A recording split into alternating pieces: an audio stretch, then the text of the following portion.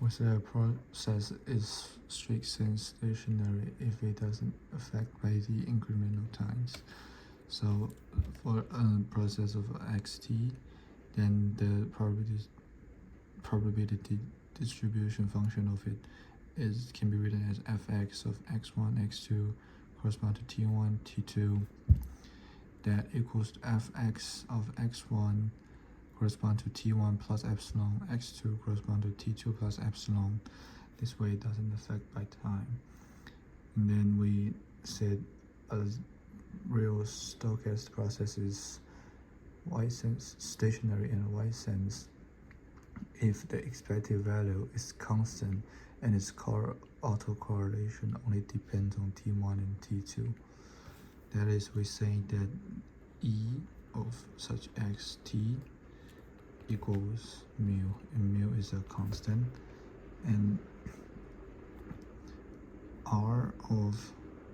x of t1, t2 equals to the difference between t1 and t2, t1 minus t2,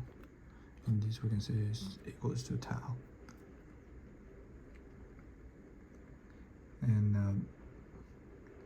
we said a process, a Markov process, if the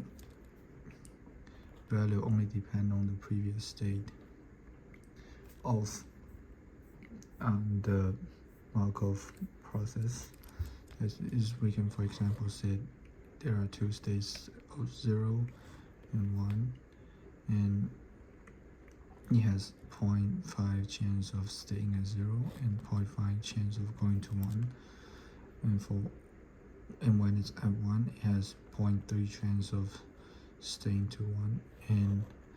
0.7 chance of going to 0. This is a two-stage Markov process because if you add 0, then you have two possibilities, and if you have 1, you have two different sets of possibilities. The numbers can actually be the same, but this is the Markov process. And we say a process is normal / Gaussian if this random variable of xt1, if this process of xt1, xt2 all the way to xtn, that is, has the distribution of fx of x1, x2, t1, t2 to tn equals to 1 of 2 pi of n square root of determinant of c of e to 1/2 x minus n, which is the expected value of the transpose matrix of C of the inverse matrix of x minus mu, where x here is the matrix of x1, x2 all the way to xn, and C here is the autocovariance matrix,